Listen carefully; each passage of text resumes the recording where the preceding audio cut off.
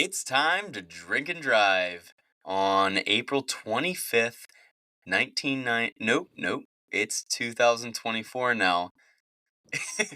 I think you're I'm getting thinking of your my you're getting your birthday. birthday mixed up. Yeah, Yeah, I geez, guess, throwback to '98 yeah, when 98 bud, Earnhardt was 26 just years winning old. every race. I know, it's crazy. Crazy. You, what I would give to see Earnhardt in like a race like old as shit and just come out in a next gen car with these guys. I'm sure he would be like, this shit sucks. Like this isn't real racing. But I kind of want to see what he could do with a car that like. I think it would just highlight how much of a better racer he was than just about anyone else. Because the whole idea of the next gen cars, every car is almost exactly the same as the next. So Yeah, I think it would highlight. do we know like how fast the car's like top speed was back then? Is it like close to this, like the next gen It's car faster. No, back then? the This top year? top speed was top speed was faster back then. They dialed her What? back. No way, Oh yeah. bro. We have so much better technology. Hey, can you look that up, Uh, Fred? okay, Fred, look it up. Well, we Yo, wish we we got had a a new producer, producer. Fred. No, we wish we had a producer. Okay, Fred looked it up. So the average speed of They dialed back NASCARs back in horsepower 1998 were 189.92 miles per hour back in compared to 1998. The next gen cars of this century, century or decade. or whatever 2024 is in, um, they have the average speeds of up to 193. Okay, so they are a little bit faster, but I do know they dialed back horsepower. Okay, yeah, Now, I heard that from Denny, back when me and him were you go talking you go way earlier back. in the season. No, I cheated on our podcast. Ooh, I love that crack. Um, that sounds dirty, but It smelled dirty. no, I was listening to his podcast. I admit it. I don't like to listen to us again, so I'd rather listen to someone else. And yeah, he was talking about how horsepower is dialed back. They're talking to NASCAR about possibly upping that back to its original, um, but then it's going against their whole next gen like everything's equal, and you know how the world is. Everyone's equal nowadays. So Yeah, yeah. anyway, before we get talking uh, to the NASCAR um, series and I don't know, just the whole sport in general. I want to talk about something that happened today. So, well, first of all, it is National Take Your Kid to Work Day today, and my company had a bunch of kids that came into our office, and I was in charge of making a little lesson, like an experiment, since I work in sort of a research and development lab. So we're doing a science experiment, get the people involved in, get the kids involved in like a STEM, like science, technology, engineering uh, type activity. And I just want to read you some of the roster. These names are absolutely fucking bonkers. Like I could not believe that that all these people were in the same place. So I'm gonna read through these. I'm gonna skip a few, but there are way more. Um, there's not many normal names, so I'm only gonna skip a few. So here we go. We go. You ready for this, Dick? Sure. Hudson, Riley, Cade, Lars, Charlotte, Henley, Abe, Keegan, Grayson, Jackson, Piper, Bradford, Avery, Quintin, not Quentin, because I said Quentin, it's Quintin, Sawyer, Hadley, Navne, White. I'm telling you, like when I saw that name, I was like, what? It's Nevne and it's Never. White. Nora. Okay, Nora, get this. There's Nora and then Nora H. There's two Noras in a group of like 25 kids. Elias, Marie, Winery, and Winery? Tristan. Winery. Wynry. Winery. Bro, Dude, her I mean, I think parents her are parents got alcoholics. drunk. They got drunk. No, you know what they did? So No, I've they heard had this. her at a winery or some shit. I was just gonna say I had a coworker that his wife uh he he married into trash, like a trash family. I hope he doesn't listen to this, but he married into a trash family. His I guess that would be his in-laws were like it's just the mother, and then she never like married but had like 9 kids, and every one of her kids is named after the area that they were conceived. And so his wife was named Shenandoah because it was in the Whoa. Shenandoah Valley. Right. But some of them were um there's Maryland. There's it's not Mercedes. It's a car name. It's like, oh, Shelby. It's Shelby because it's conceived in a Shelby Mustang. It's the most wild thing, but this one looks like it may be following suit there and conceived in the bathroom of a winery. Sometimes I think that's how like city names are formed, like South Bend, Indiana. Like you gotta like, bend, you gotta like they're bend just down like named out a as sex little like. positions. Whoever had sex in that area first gets to name it. But South Bend, also where Ryan Newman was, his birthplace was. So just tying that back to NASCAR. Yeah, I don't want to talk NASCAR yet because I got one more thing that I want to talk about. I hate to talk about work because I hate talking about work after work. They should be paying us extra for that. But this is kind of different because I took this student. It's actually a student from Denmark that my company is sponsoring to do like research, and we're like paying for his grad school and stuff like that. And so he's in the states this week for the first time in his life. So he's been in Europe his entire life. He comes here, and I take him to a baseball game. You know, just do some American activities, get him out and do something with him. And I proceed to get him pretty hammered at this game. And I said, so if you could do anything in the United States, like in America, before you go back, what would it be? And he said, you know, ever since I was a kid, I I listened to American culture and I watched on TV and I've heard podcasts and I watch your television, and the one thing I want to do, I want to live out the American dream.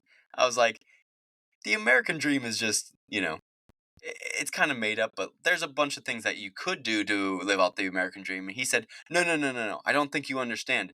The American dream is to drink a natty light out of a brown paper bag. The fuck? I swear to God. I swear to God. So after work today, I went to the gas station and I got a natty light. And they didn't actually have natty light. I got natty daddy. So the 8% natty. I got a natty daddy and Oh, I made sure to ask for a brown paper bag, and I'm putting it on his desk tomorrow morning. If I bro. can make it, because I'm getting pretty loaded up right now. But I don't even think um I've ever done that. yeah, he was like, the American dream, my friend. And I was like, you gotta be kidding me. Like, This and, is and what he other also, countries think about us. that's right. He also said that he Jeez. really wants to try a Bud Light. And he said, even though it's gay now. I was like, so at least that got over there. No, he's like, you can't find any American light beers. You can't find really any American beers there. And so when we went out, he was pleasantly surprised with Is how beer American? Like you no. don't? No. Oh yeah, Irishland has it a lot. They No, drink I it out mean, there. he's And near England. Belgium. Yeah, like German. Oh yeah, Germany is a big beer drinker. Dude, They do the Europe heavy has like, stuff. yeah. We do the No, light stuff because we're pussies. Europe drinks more beer than us, probably, like per capita, Yeah. like No, volume that was a wise. dumb question. I was thinking that all they Yeah. do is drink like wine, Mm-mm. like the old Romans drink wine and shit. That's right. Well, so I think that so I actually started the conversation. I said, so you're gonna have to come back for a NASCAR race because it's gonna be complete culture shock if I could get you Bro. into the infield of like a Talladega or a Daytona or even a Charlotte, something like that, and just experience the culture of drink every day.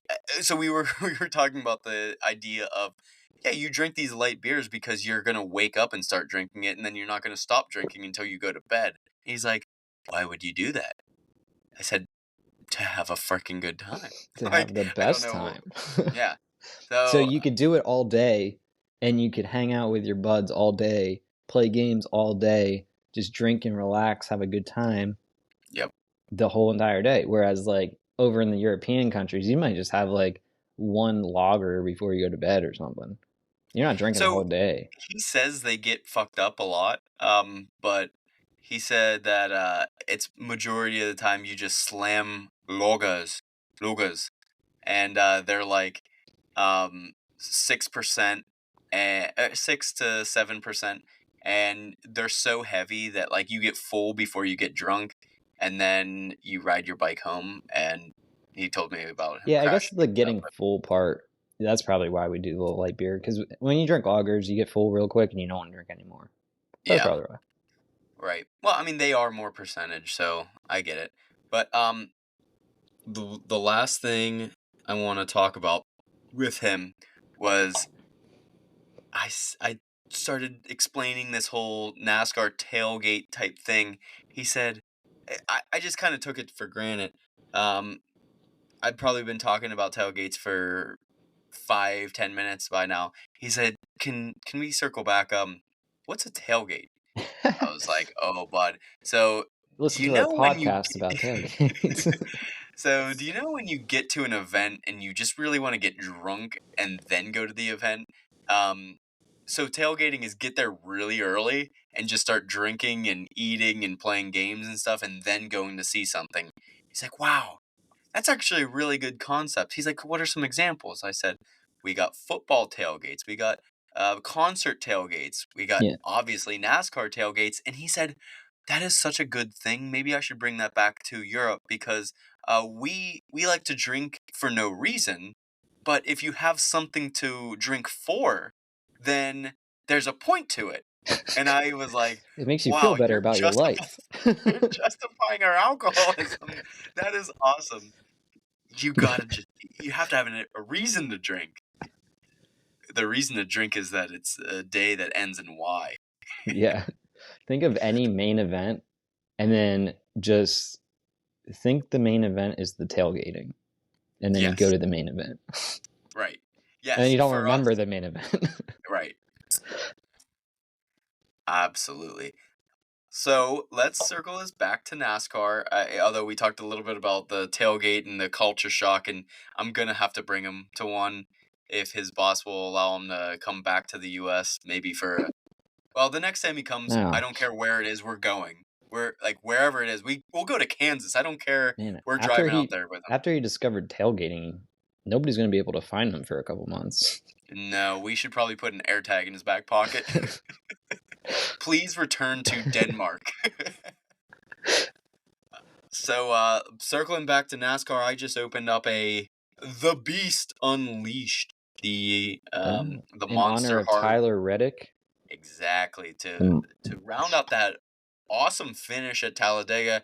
Hopefully, you guys caught our live stream of the last 20 laps or 15 laps, whatever it ended up being. That was such a fun race to watch.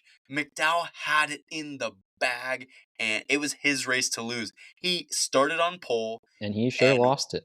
and he. I mean, of course, he wasn't leading the entire time, but started at pole and then finished the last half of the last lap of the entire race in first, and then just trying way too much to block a manufacturer partner there. Um, in my opinion, he should have made that first block, and then um, when Truex came down, was it? It was Truex, right? No, it was Kez. Kez is in second. Oh, yeah, that's right. That's right. It was Kozlowski. As soon as Jeez, how many because beers have you drinking? well, I've only had a few beers, but it's the Hornitas, the tequila that's getting me. The But now Daniel I got the beast, Suarez's. the Daniel Suarez. NASCAR of Mexico. Tune in on Thursday. No, I don't know actually when they are. But yes, you're right. Keselowski making that move to block Keselowski. If he makes that first move, he slows Keselowski down just enough that he might not have the push to get him at the end. He only had about 200 yards to go before he swerved and made that last block. That's what slowed both of them down enough. And then, of course, McDowell lost the grip and spun out, and you had Reddick have just enough speed with those two messing around up front that it was just was Yeah, not perfect enough. storm for Reddick. I feel bad for Kez too, because like if it wasn't McDowell, he definitely deserved it. But I will say I don't blame McDowell. He didn't need to throw that second block. But when you're itching for a win, and this is like pretty much the only race that you have a shot the entire year, he really doesn't have a shot anywhere else. He's looking at the super speedways, and you're throwing that second block just because you can, and like just because I mean he's just doing it just in case. And what are the odds he does that? I think he was just like he's just so amped up, like he's ready to win, and he kind of just oversteered there. He didn't Yep. need to do it. He would have won without throwing that block. But I mean, I've done that so many times in NASCAR heat. You don't even know. So Back I on feel for Xbox. him. Yeah, I'm Yeah. I'm winning that race. Like I'm just doing it because it makes it more exciting. And then you just overthrow it a little bit, get spun out, and then you lose the The race. difference between us and them is you just press like pause and Rewind. restart. You can rewind on NASCAR now too, so you don't I even have didn't to even know restart the that. whole race. You can just go back a little bit. That's Be like, okay, crazy. let's not do that. But we've been talking about it the last few weeks. We know that Keselowski's got to be back. He's on some like I can't remember the number. Hey, Jeff, can you look up how many races it's gone since Keselowski's win drought has started? But we've been talking about how long he's been out, and he needs to get that win, and he's been showing up this season. I think what are we 11 races in now? That might have been 10. I can't remember offhand.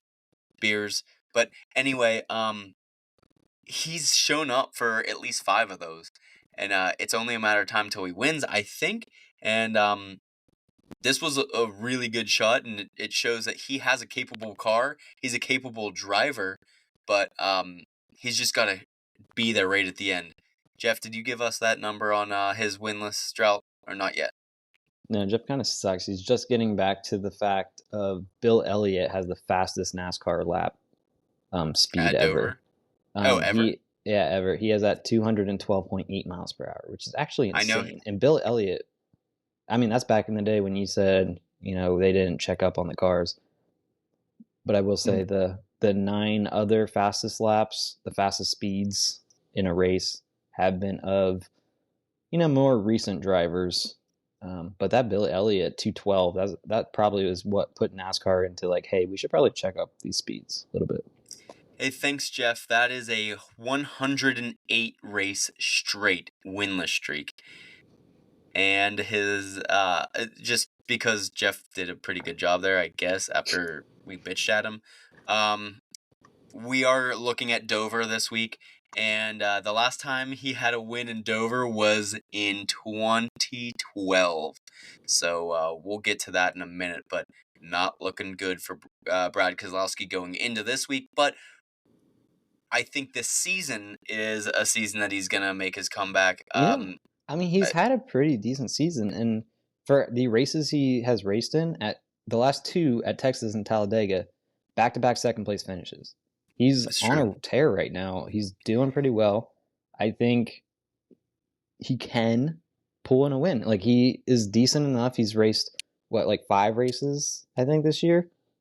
And yeah, he has 3 top 10s out of the 5. So it's Yeah, just, you're I right. mean, he's due.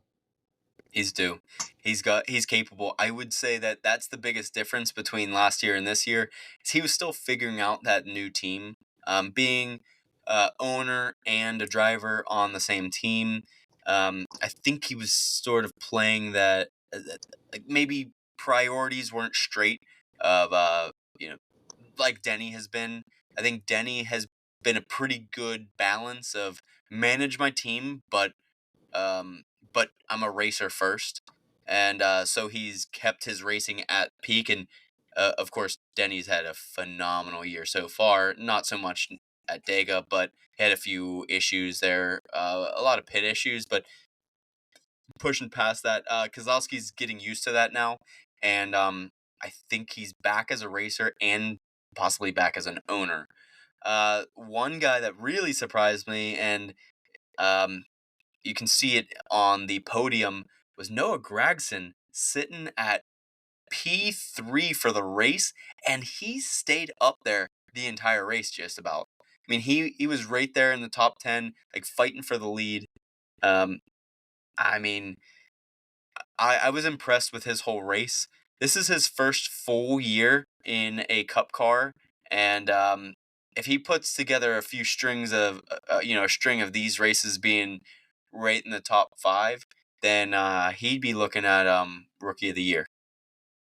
Yeah, honestly, I was very impressed with that leaderboard last week at Talladega. There's a lot of young guys up there, and I mean, it was probably due to the wreck. So, I mean, at the end there, a lot of people got checked up, and if you didn't get checked up, some people could scoot by going like full throttle. So you saw that with a lot of the guys, like Tyler Reddick. He was able to take advantage of that. Um, yeah, but you saw Gragston up there. Stenhouse was able to take advantage. So a lot of the younger guys, for sure, kind of ruined some of my bets there, but they were able to take advantage, and I'm happy to see that. You saw Uh, Alfredo. He was my person. He was my outright, my underdog outright that I took. He came top five, I want to say, maybe sixth place. So yeah, you saw him. yeah, only a few more things to wrap up Dega because we did have that early show in the week before we get to Dover. But one of the things that I want to, this is my opinion. Um, I always, like, I still think the 2311 team plays that, oh, we're an underdog, we're a new team, we're just getting started and all this, these excuses. And with Reddick's win here and Bubba having a pretty good race until the Toyota catastrophe, you guys will have to go back to our last episode to hear the whole recap of that. But they had a great, great, great strategy, and they just straight up fucked up. They crashed out a bunch of Toyotas all at one time. They were sitting alone. Pressure that absolutely didn't need to be there. But anyway, Bubba had a great race too. 2311 team is not an underdog team, and that Ooh, we need to stop treating them like they are, because Tyler Reddick is a great driver and Bubba Wallace is a good driver, and they're led by, yeah, wow, wow. yeah, he's a good driver, but they're also led by probably the number one guy for race management, Denny Hamlin. I mean, of course, Denny Hamlin's Oh, I he thought you were would gonna say rather Michael win. Jordan, but whatever. Well, no, I mean, I said race management. Yeah. He's Okay. so maybe as a team owner No, I and thought it was awesome for the sport. Michael Jordan was actually there in attendance. Gets down that was into the phenomenal. get when Tyler Reddick won, goes with him, right there. So big. I think this is great for NASCAR because now you're having like this is everywhere now. ESPN, everybody's showing like Michael Jordan's here, his team finally wins. Tyler Reddick, he's there in attendance, all of that. So I think this is great. I hope NASCAR really kind of tries to like get so many more fans from this.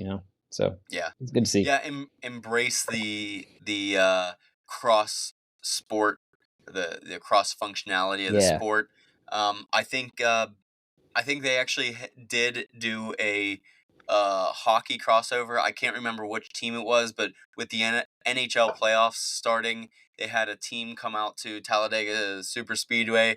They came to one of those banks, and they just sat there at the bank and was like, "What the hell? That is crazy! How much it really does bank." And then they started sprinting up them, and it was pretty cool. But they are trying, like with the marketing team. I think NASCAR is doing a pretty good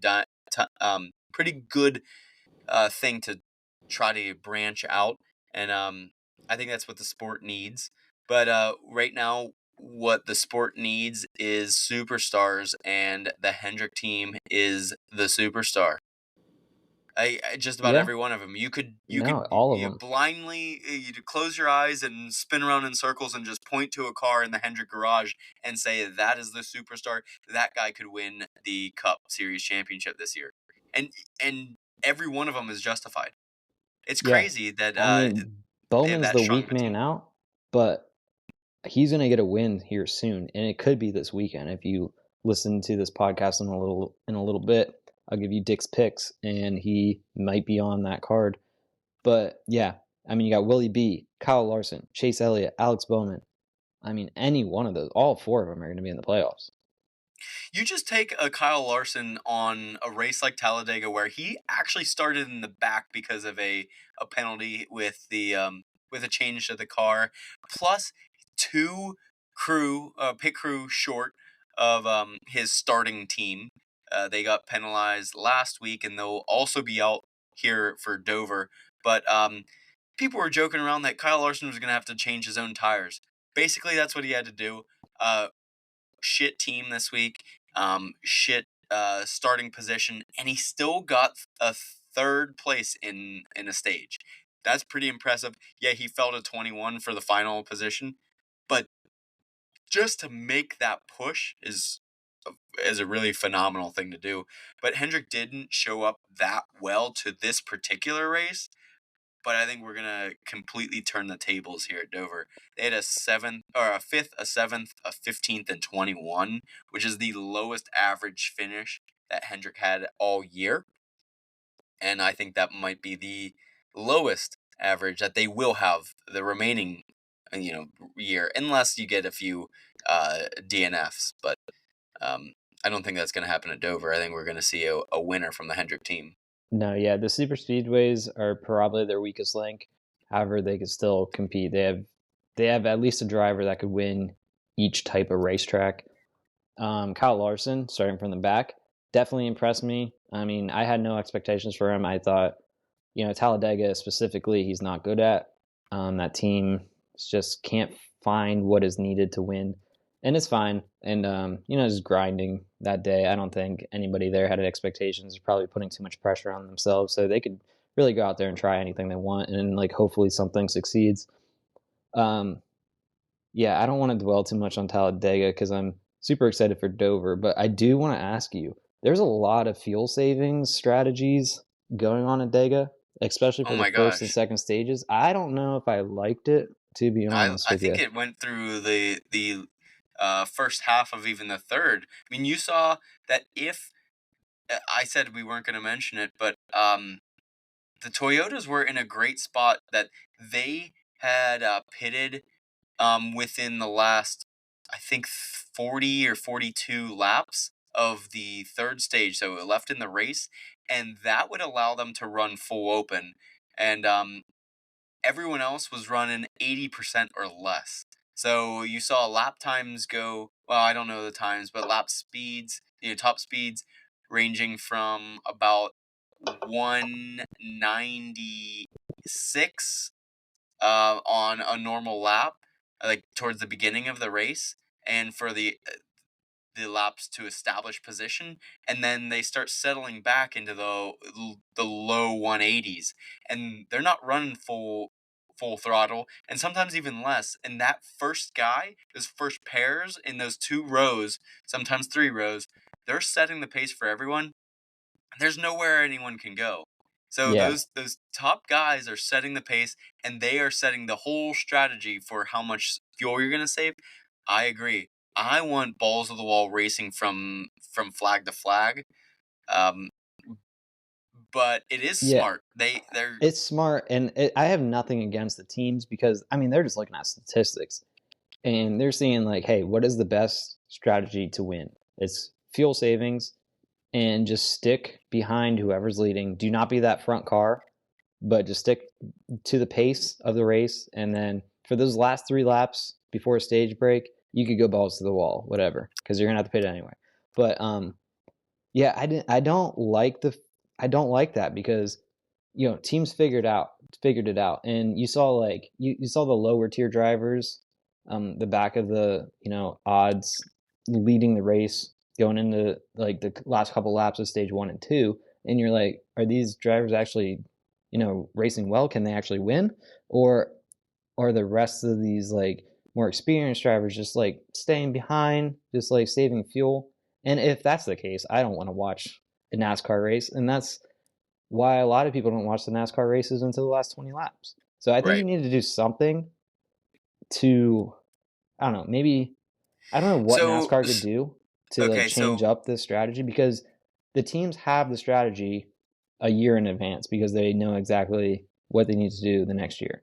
So super speedways, I hope this is not going to be the case going forward, because I would love to see like somebody get out of line and, pass everybody that's going 10 miles an hour slower than they should be.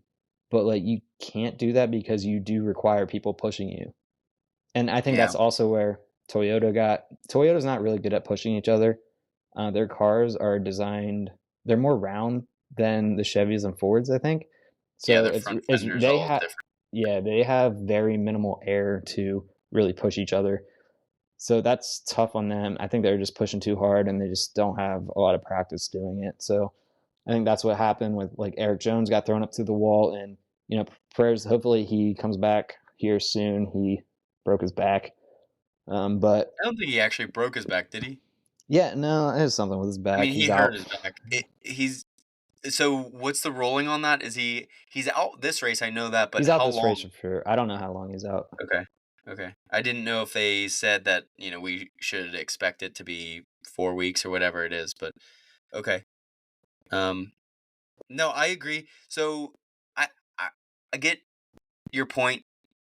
I also want basically, I just want balls of the wall racing from flag to flag. I said that before, but I don't want NASCAR to step in on that, and that's where you said maybe to have NASCAR come in and try to do something. Maybe I know you're shaking your No, head I'm now, I'm but saying I'm saying not do anything to like enforce that, but like do something to change it up so that you can't really do all of these like strategies. You have to make these strategies up on the spot. And I think that's like why everybody loved that race where the tires were so that's fucked, true, because like nobody knew what to do. And that made it so exciting. If nobody knows what to do during the race, like I think everybody would tune in to watch it. right? So I'm going to even. Oh, I love it. Thursday night. Um, I'm gonna go back to what the point I was making, even though now I know that that's not what you were saying. But NASCAR did try to step in when it comes to try to control uh, and make sure that those issues weren't happening, like that there wasn't fuel issues or there wasn't tire issues, like at certain points of the race by throwing a competition caution. And a lot of times that was like the first 20 or so laps into a race, and that was just so that the teams can get a general understanding of how much fuel they were using in those 20, maybe the tire wear or something. But it was NASCAR's way of saying, hey, we understand that this could be an issue, so we're going to give you the advantage. And if you throw competition cautions or more stage breaks, you make Talladega a 4 or 5 stage, then you get rid of that whole um, the whole fuel situation. I don't want that to happen because I am a huge fan of green flag pit stops. I know that if you're a true like diehard race guy, you probably just want the fastest race car to win, and you don't want the team to have to play a role in it. But I love it. I love No, every second of it. I I'm with you. Yeah, Like especially when I play like NASCAR Heat, if I don't have to pit in a race, like I make sure the options are like I have to make a green flag pit stop, because that is a lot of strategy involved. And that's why right. I did not like when they took away the road courses, the Yeah. stage cautions, because I really like not having stage cautions. I think they should go back to not having stage cautions because that makes it a lot more strategic. You're throwing something different. I don't know how to do it. They need to throw So something different so not I every got it. race is the same. I don't know. I don't have I like a got it. solution. I Okay. got it. So I think that when you throw a caution, the cautions end up going like 4 or 5 laps, 6 laps sometimes, depending on the size of the track. Just make it shorter. Make it Oh, yeah. one. Hell yeah. I think Make everybody's making that go shorter it's because so especially annoying. last year was really bad.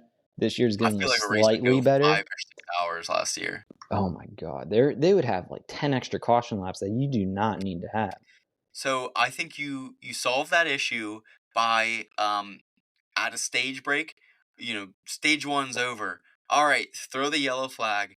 Everyone get together, bunch back up, and you're starting again the next lap or the following lap. Sometimes it could be 2 laps depending on the size of the track, but just get everyone together. That'll increase the action, but also make you pit under green. So you cannot pit under a stage break caution.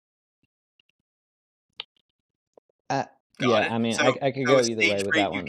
stage I break. No, I get it. I no. Oh, Oh, stage break okay. caution, yes. No, I Stage agree with break. that. You Okay. can you can always like if it's a caution from a crash or debris or anything like that, go ahead and caution or go ahead and hit a pit stop. That's a huge strategy. Like to just try to wait it out. I get it. I like that. But I want Yeah, it could be I so want this is it to be before the restart, instead of a stage break caution, before the restart or, like, on that restart lap, you could pit. That's when the first opportunity you could pit. So you can make up a little bit of time by pitting right before you restart. So you'll make more time up if instead you would have pitted on, like, a green flag during the middle of the race, that's because what you're I was still, like, thinking. getting up to speed and everything. So that's not a bad idea, I will say. Right. Right, because then you could go right into the pit. You could do your tire change, and essentially, as soon as you get out there, you're green flag racing. You're Yeah, going, just from going, the going. back of the field, yeah. Right. Yeah. So you're racing those guys out of the pit, and and if anyone stayed out on the track, yeah, you're probably going to be behind, but you're not going to be more than a half lap Yeah, it's better at than some of these green tracks, flag like a pit super stopping. speedway.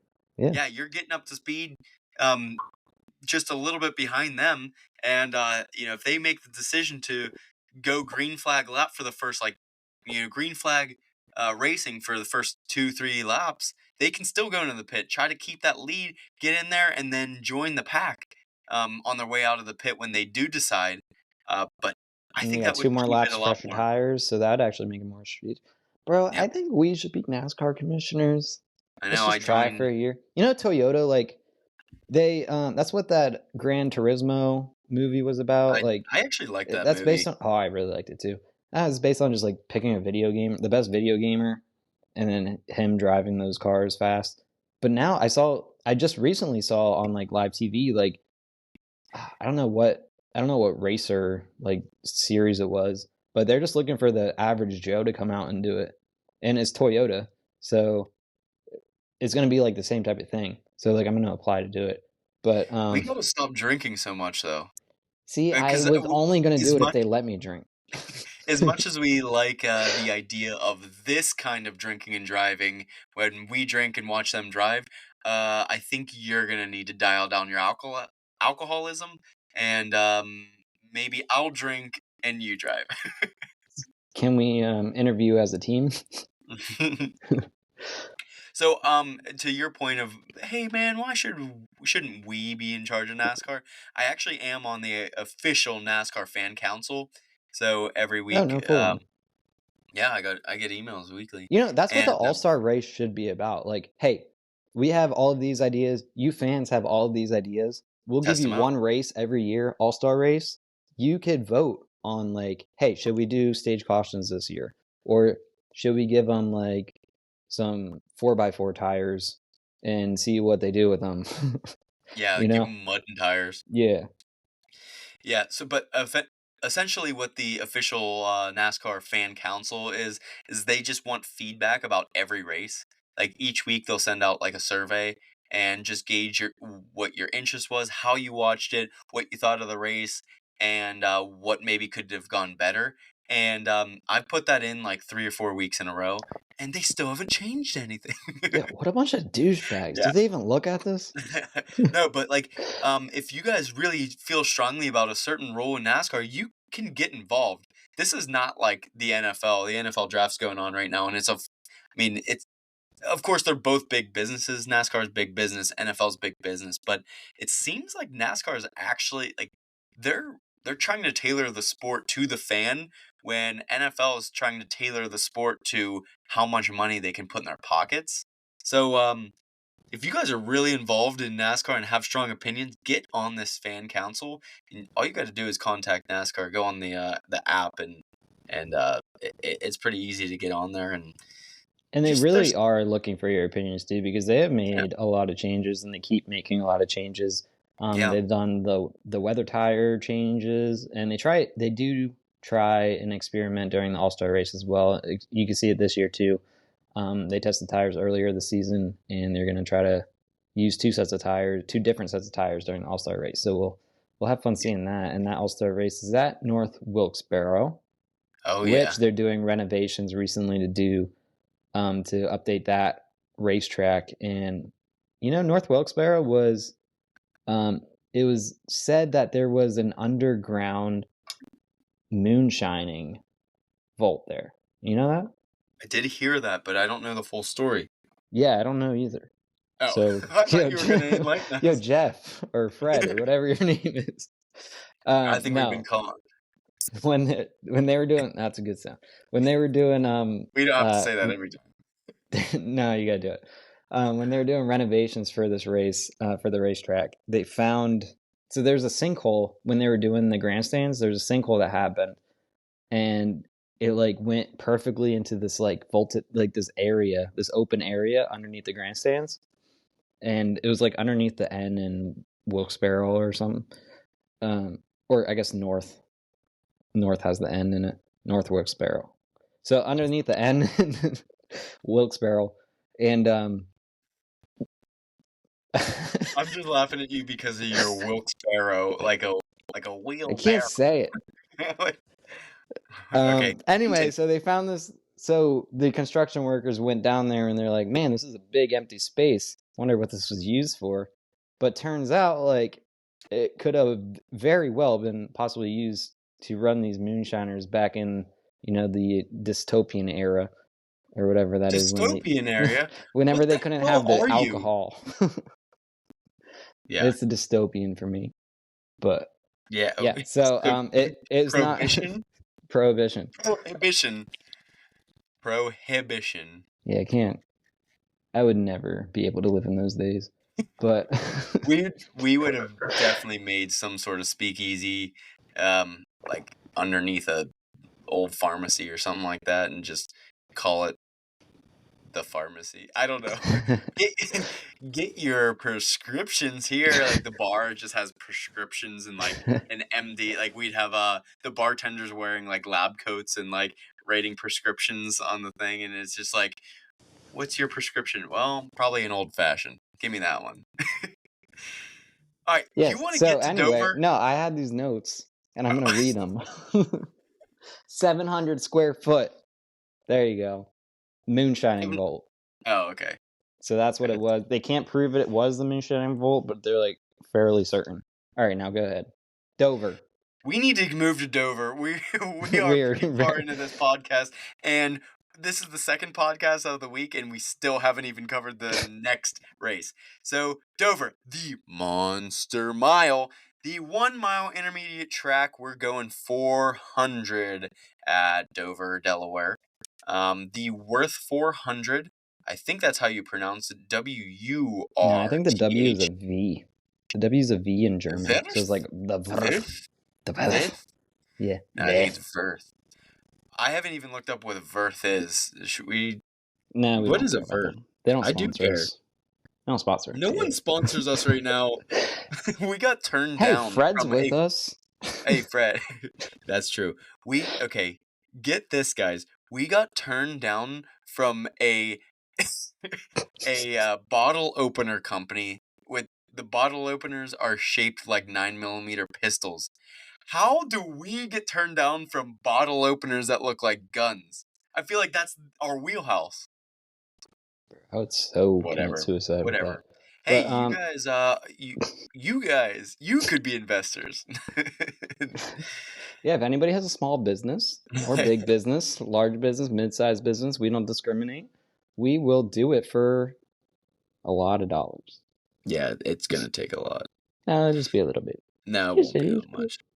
All right. Oh, Anyway, Dover. you We're know at what though? Dover. We might we have a possible chance of having the first Japanese driver to race Daytona in NASCAR Cup Series history on the show. He follows Okay. our Instagram page, so that's the most I could take out of that. That is pretty impressive. You guys got to follow us on socials. And when I say socials, I think we only have Instagram and YouTube right now. But um, get on those and give us a follow, give us a like, give us some comments. Like, we'll take any of your opinions. But we need to move to Dover.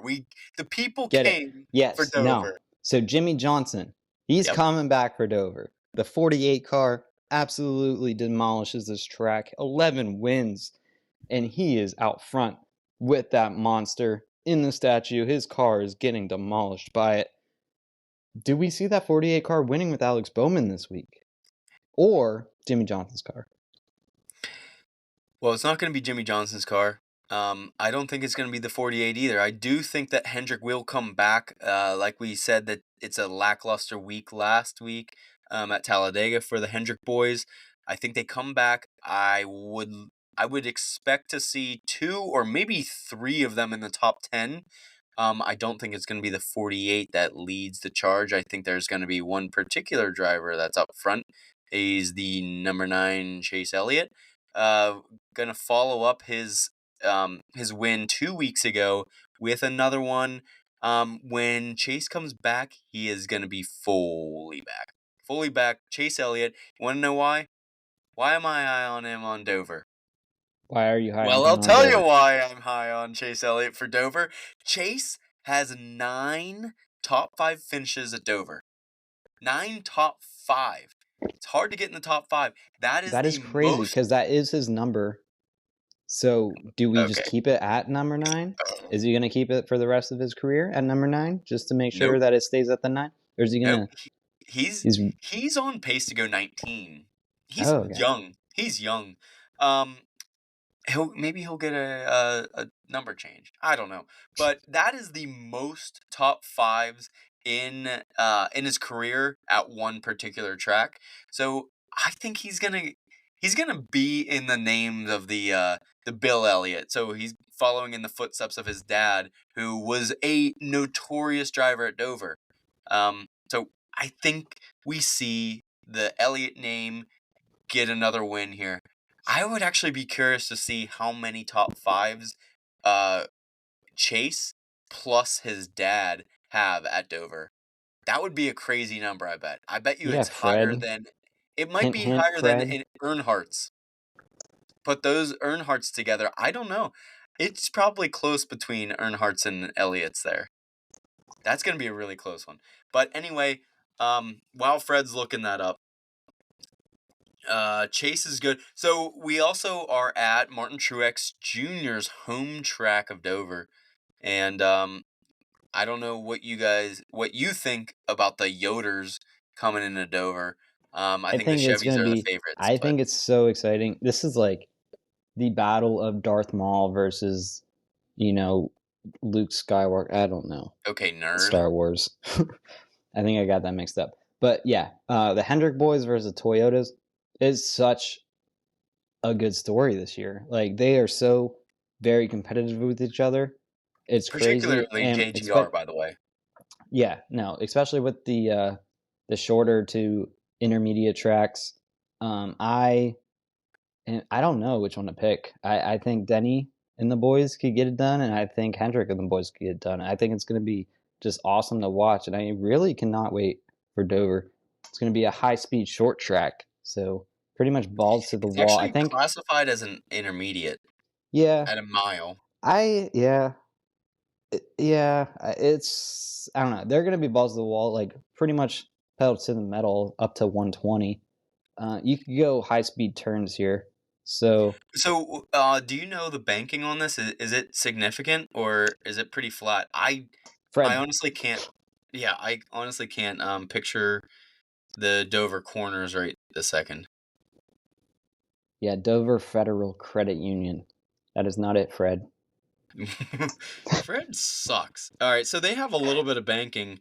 Um, I think yeah, so you're right. They can keep pretty high speeds going through this mile track. It's 24 definitely a degree banking. So yeah. Yeah, so uh they're I think fast. They're fast corners. So you'll see some. You'll see a lot of that lead car is going to lead a lot of laps. But I've seen there's a lot of lead changes this year. I think you'll see more lead changes this race than you'll see on most races this length on this size track, especially this hard of a track to pass on to. So I think y- right. yeah, you'll see more. So I don't know what I think it's 8. Um, I think the line is at 8 for racers, 8 different racers to lead a lap, and I think you'll see more than that. Yeah, I think absolutely. And so just to clarify, they only count lead uh like a lead lap if you cross the finish line in the lead. Because if you looked at Talladega's numbers, we would have had over 60 lead changes, which is crazy.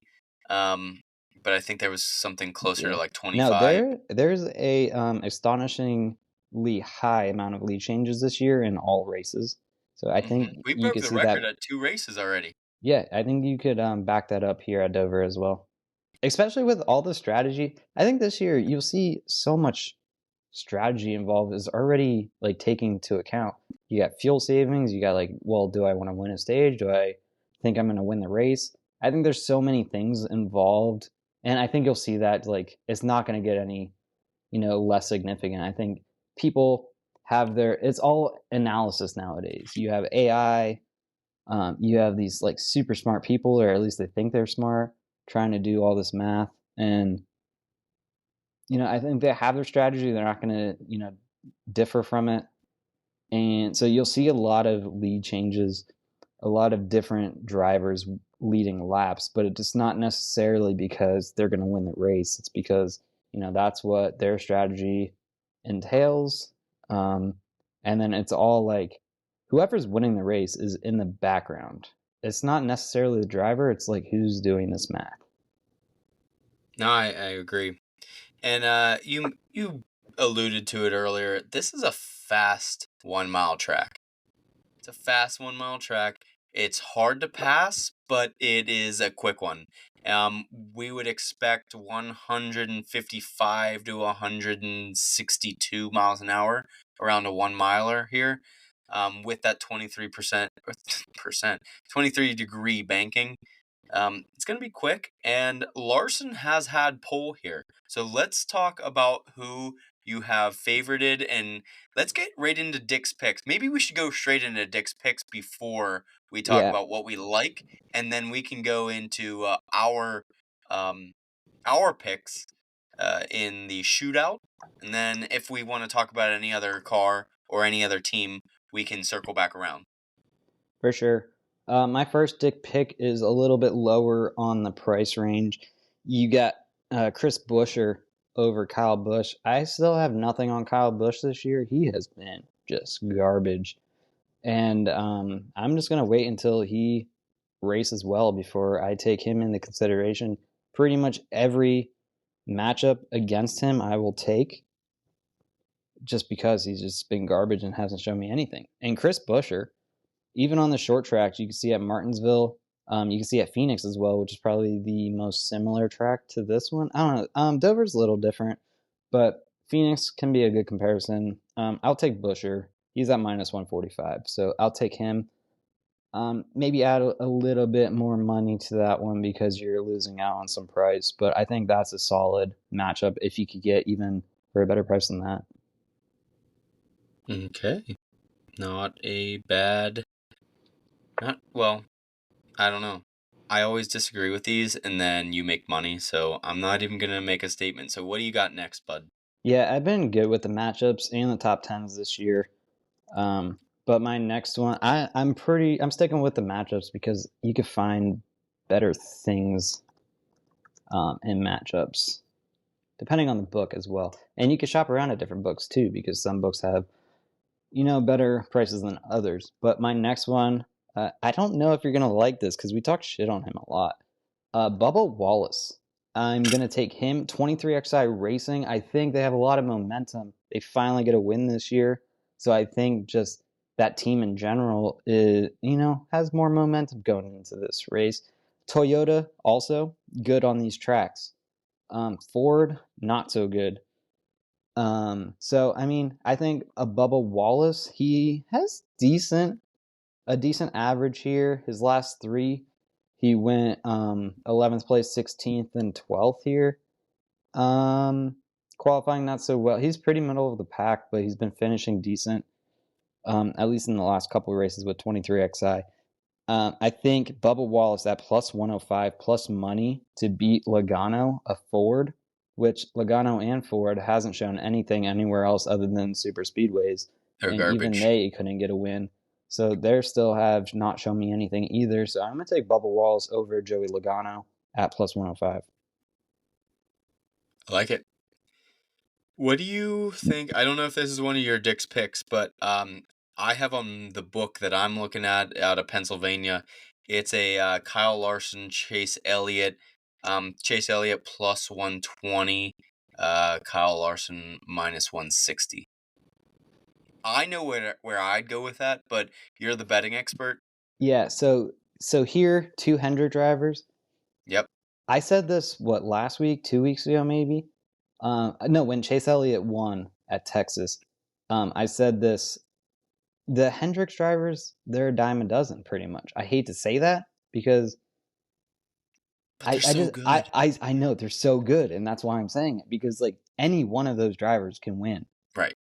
So if you're giving me a Chase Elliott, which is a proven just Dover driver. connoisseur at Connoisseur Dover. NASCAR. He in general, like Chase Elliott, Willie B, Alex Bowman, and Kyle Larson, they're like pretty much very even in my head. I just think of Hendrick, any one of those cars can win. So you give me the lower end of at least the Willie B, Kyle Larson, Chase Elliott. You give me whoever has the better price there of those three, and I'll take them any day. Because I mean, he has just the same amount of chances winning as Kyle Larson, Willie B, Chase Elliott. Yep. Okay. Solidifies my pick. I'm gonna take the chance there. Make some money. Yeah. Got any other Dick's picks, or you want to go into the shootout? Let's go in the shootout.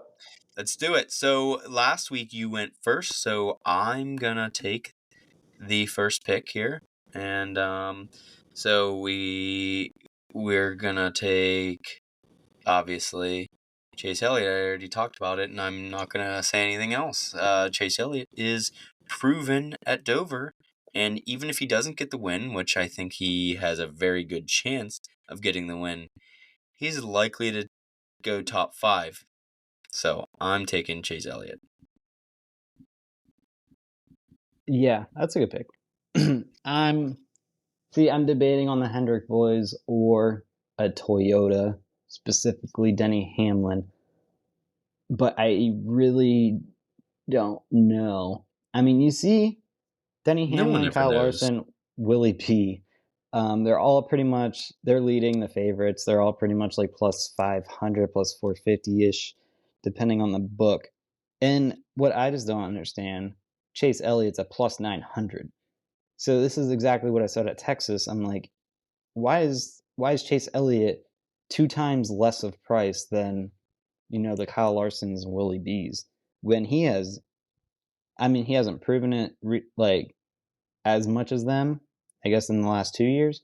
But you see him, he's back on track. I think Yeah. he is ready to win like 3 more times this year. So why not him? Especially since he's almost just as good as. I mean, he is historically better than them, I would Right. say. Right. He knows, he has proven that he can do it, and he's just trying to get back into it, and he has a lot of momentum in the last couple of races to do it. So why not him at plus 900? I don't look at any Ford right now. I'm looking at Toyota and the Hendricks. I think Chris Bell, he's been itching. I think he's trying too hard a little bit. Denny Hamlin, is probably the actual one to win it, but I'm going to go with Martin Truex Jr. because he needs a win, probably more than any Toyota right now, and I think this is the race that he gets it at.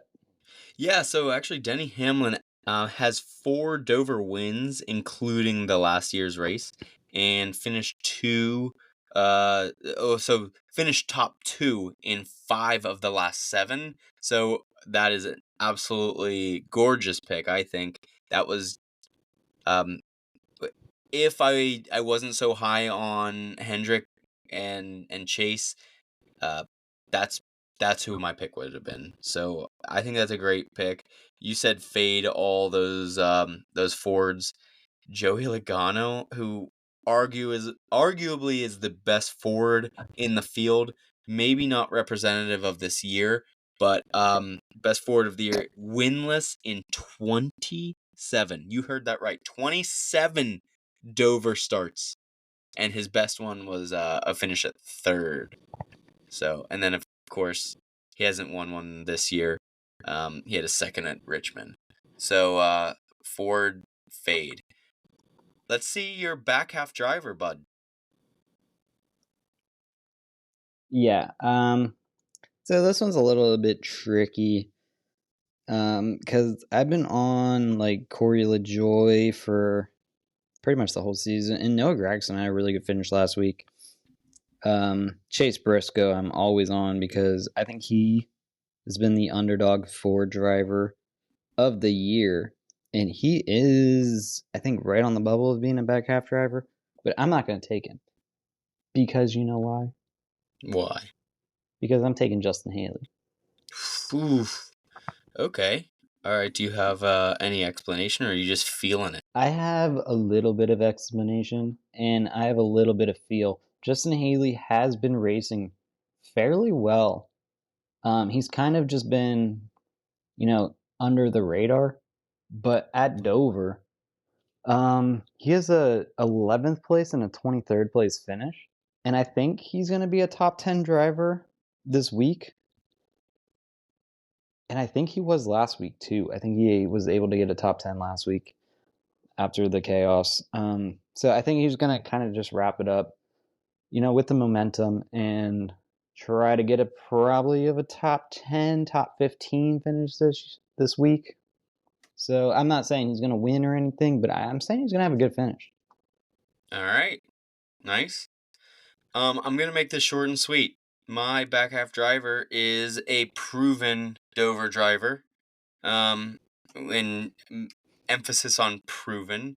He's had 38 starts at Dover, more than anyone in the field and almost anyone in the field by double.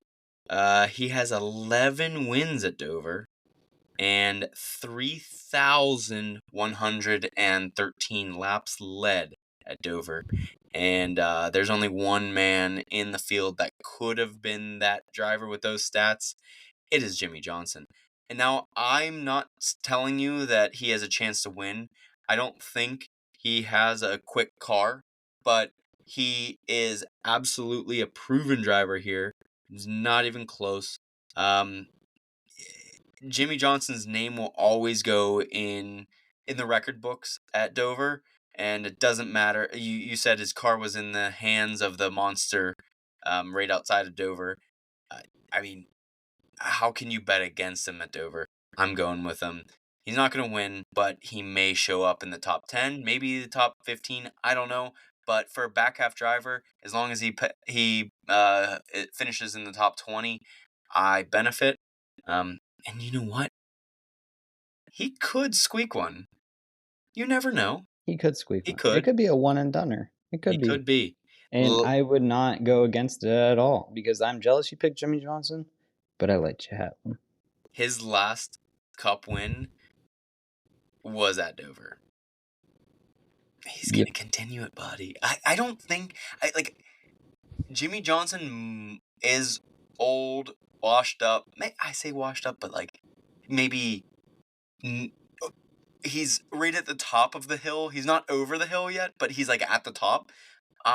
Before he starts sliding down the hill, he's gonna get another top 10, and it could be even a top 5 where he, like, everyone gets excited and everyone starts tuning in because Jimmy Johnson is back, You know and it what could I be can this compare week. that to? Tiger Woods in what was that, like 2020 when he won the Masters? His 15th major, like comeback player ever. I think I could very compare that to Jimmy Johnson if he could get a win here. He always has a chance no matter what tournament he's in, what race he's in. But like this is the year. I think this is the year, one of the final years that he can get a win, and this is the track to do it. Kind of like how Tiger was come. He's getting older now. You know, it was getting into him, his injuries and everything. The Masters is like the tournament that he can win no matter what age he is. I think that's like kind of how Jimmy Johnson is at this track. And I'm excited. No matter when he races, he's one of my favorite drivers of all time, and I will watch him. Yep, I agree. All right, we're on to a random number generator for the last pick. I'll take the first pick on that one since we're doing a snake. And for like to prove it, I'm gonna have you watch it. Oh shit. Out of 37 drivers, I'm going to get the 35th in line, and that's a Harry Burt. A Harry Harrison Burton. Burton. There could be worse, but he is probably the second or third worst Ford, and that's the worst manufacturer rate at this time. Um I really Honestly, like his name. I try to root for him every week just because of his name. I like him. I think we But yeah, drafted him a few he times has, last year just because of his name as a bonus driver. yeah, yeah, and he has not shown much, so sorry. No. Yeah. I can't really spin zone that one on much except if he wins or shows Does he up. have a badass car paint this week? Yeah, I haven't even looked We'll at that. look into it. Yeah. Maybe we'll try to find something to root for. But all right, you ready, bud? Let's Dick go. for the win. Maybe generate I number mean, I will pretty much win 11. every week, so no No, worries. I've been winning the past few. Number 11 is Kyle Busch. Now, I have some opinions on Kyle Busch right now. I have some very bad opinions on Kyle Busch, You want to so start? he sucks. Okay. He is trash. I hate him. Fuck Kyle Busch. No, but yeah, no, he's trash. So I have really nothing else to say.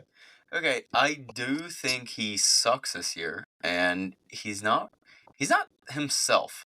And I don't know if there's something else going on, maybe in maybe his home life. No, with he started with a new team last year, and he did he won a few races last year, and I thought that meant like he's on the right track, and then this year something went on where he's just a non-factor in every single race, and he's not his traditional like come at me like fight me, fuck with me because I'll fuck with you right back. He's not like that, and I don't know what it is, and Do you think he stopped drinking and driving? he needs his bite back. If he doesn't get his bite back, like, you know, our first NASCAR race, do you know how many times we had the fuck Kyle Busch, like, chant going? We joined in all the time, and we were the ones that lead it sometimes. We started it. But I think that kind of like put a fire under him, maybe because nobody liked him, and then up until like last year, people started liking him, like including us. yeah, So do you think like people starting to like him might have like made put him, a damper on yeah, things, made and him maybe it's like, worse. well, Possibly. But nothing is like turning me on right now. yeah, Maybe he gets turned on by that shit, turned on by little like a kids. douche. Yeah, I hate that guy. Turn- He's such a dick. I don't even have the opinion to say he's a dick anymore because he's such a non-factor. It's almost like talking about Harrison Burton. It's like I I I like Harrison Burton's name, so I will root for him every once in a while and like here and there, but like he's so irrelevant that I wouldn't care if he finished top 5 or bottom 5, you know? And if if Kyle Busch keeps going this direction, he's going to be in the same boat where no one's going to be chanting his name that they hate him. And like what like what's better or what's almost as good as positive attention as negative attention when it comes to fandom, because you're making money and you're getting attention, you're getting interviews, and when you're Kyle Busch where he's mediocre every week, he's not even getting those interviews. You're not having the chant. Everyone's saying fuck Denny Hamlin, like Yeah. as soon Yeah, as someone Danny else Hamlin's the starts new guy now. winning. Yeah. So Kyle Busch used to be the villain, but to be a villain, you have to win. You have right, to beat other people that are supposed to be the you have heroes. to do And Kyle Busch something. is just not doing that. You got And to he's do not doing it. something. He's not like wrecking people either. Like at least wreck people and then fight them afterwards. Something to prove you're a villain. But no, now you're being a nice guy all of a sudden. You're like Loki. Nobody likes Loki after he turns nice. It's a second superhero or Star Wars reference, and I don't like it. I'm not a nerd. I am a nerd, but it in a different way. I don't like that shit. But anyway, you Turn got that any shit other off. things to say about the Dover race except for it's the Monster Mile? It's going to be a fun race. It's a fast one. It's going to be a tough race. Uh, we're getting drunk now. We're going to continue to get drunk tonight. We'll probably have another few opinions on this race, but we're gonna leave it to you guys. And any other opinion? I'm ready to go. No. We're gonna do Boogity it. boogity boogity. Boogity boogie. Let's get the fuck out of here. Great talk today. It's a little longer.